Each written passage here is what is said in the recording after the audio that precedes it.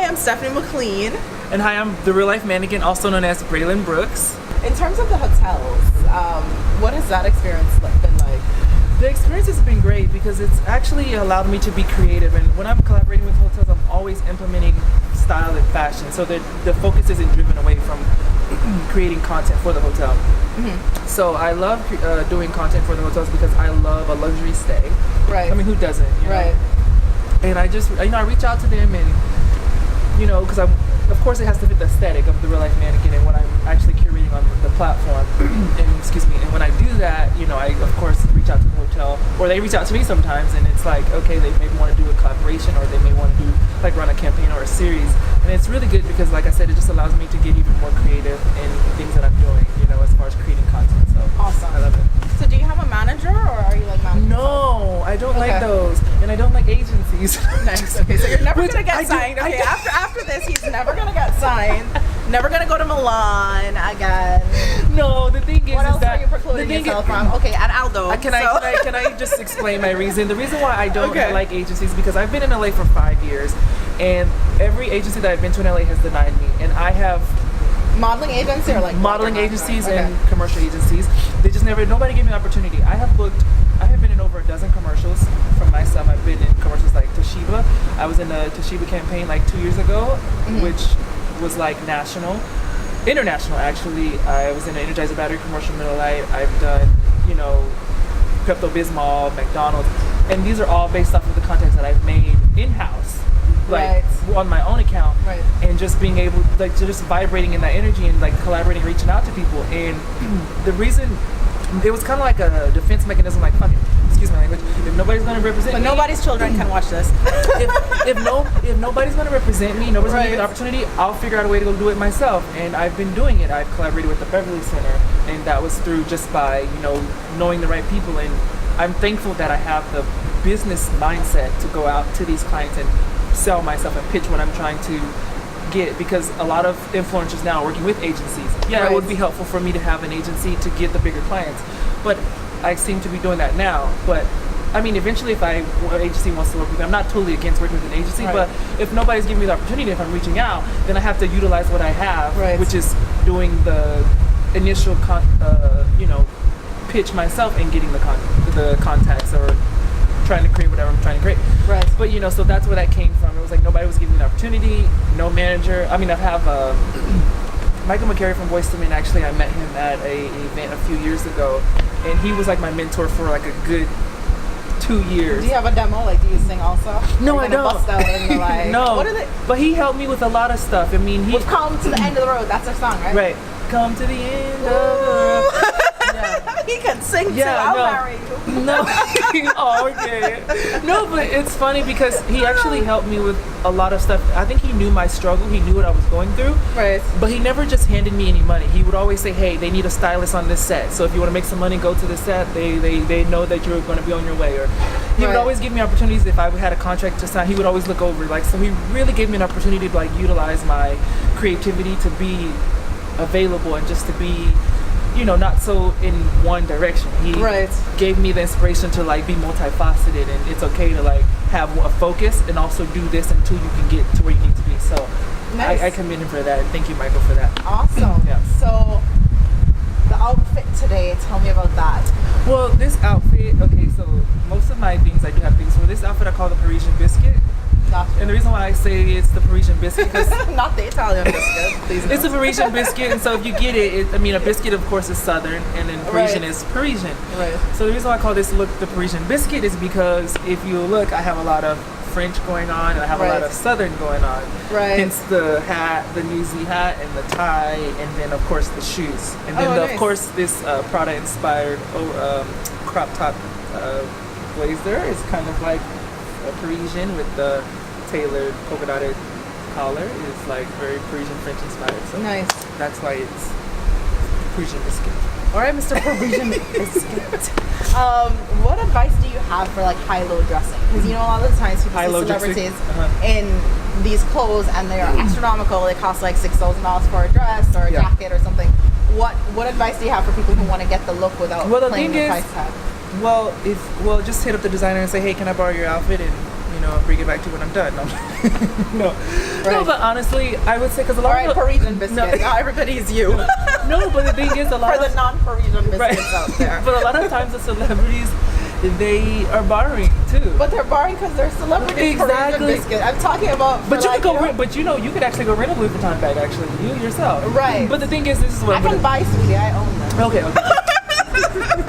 Okay, so this is the thing. I would say, there's a lot of different things. If you're good with coordinating, it's always good to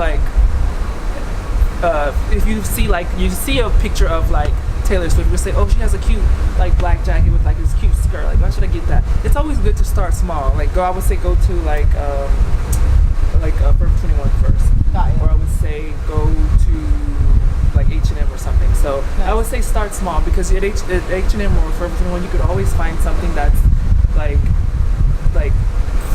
for low as $15 or $20 to like find. You know what I mean?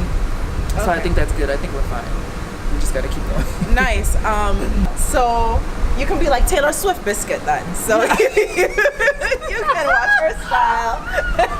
We're gonna call it the Taylor Swift biscuit. So you can watch her on the red carpet, then hit up the big box retailers, and you could be a Taylor Swift Do the biscuit. shizzle faux bizzle. Like, bizzle? Like do the shit for business. Sorry. Okay, got you. This is so like not gonna be able to be our family show anymore. Thank I'm you. sorry. You need like a life sensor. Bloop that out. Bloop it. Bloop. Oh my goodness. Okay. So sorry. All right. No, it's Ready? okay. I got. Okay. So what's next for the real life kid? Well, what's next? I'm actually, what I've been doing, I've been taking some downtime to kind of make my package. When I say package, I mean like my approach and my pitch and my collaboration projects more stronger to kind of obtain the clients quickly in a more professional way. So I'm loving the glasses. I think they add a great pop to the look. Any you. tips for men for accessorizing? I think the thing is like I think it's not a lot of men struggle with being feminine or like having some type of femininity influence. Spell it. I'm joking. Femininity. I can't spell it either. Included like influence on Actually, their I can. Yeah. Okay. Parisian biscuit. One for Parisian biscuit. No, but I think a lot of men like have a problem with having femininity influenced on their culture or their style. And my thing is, it's not about being masculine or feminine. It's about being both at the same time. Right. And I definitely give you both, darling. No. Right. Parisian biscuits. Yes. But I think it's important to do that. And Okay. so I mean, don't be afraid of colors. Real men wear pink. There's a Right. store called Pink that sells bespoke clothing for men. Right. And that, so I think it's important for men to appropriate that culture of femininity and You should stop saying that word. I'm like femininity. Femininity. Gosh, I love how you get real southern. All of a sudden, I was like, I thought you were gonna preach. Like, yes, real men wear pink. Real men wear pink around here. You're definitely southern. Definitely catching. No, but you get what I'm saying. So that's the thing. Testify, honey. Testify. So that's the thing. I would give that. Don't be afraid of color. Don't be afraid of things that are made to measure. Because I'm all about made to measure. Got ya. So it's a good quality to have. Nice. Men. Yeah. So what's next for the Parisian biscuit? No, the real life mannequin. People are gonna get confused now because she said that too many times. It's not Parisian biscuit, it's the real life mannequin. You're gonna have some 5-year-old out there like trying to spell femininity. So what's next for the real life mannequin? What's next for the real life mannequin? Yes, continuity. Thank you. There you go. So what's next for the real life mannequin?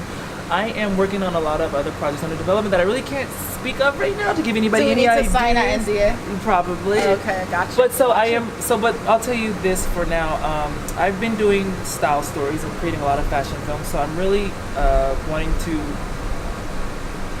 go more into that because I created a fashion film for the Beverly Center when I collaborated with them for their social media holiday campaign. Oh, awesome. So basically what Congratulations. these style stories are, it's about these style stories tell stories.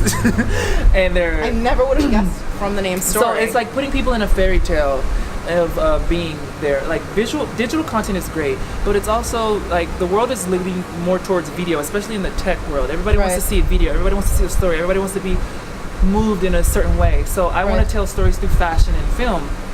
So that's why I wanted to start doing these style stories for these brands and collaborating with them. So I'm actually going to be running like a series of a lot of different style stories that capture different moments and like different whimsical, what's what I'm looking for, fantasies that people kind of not like.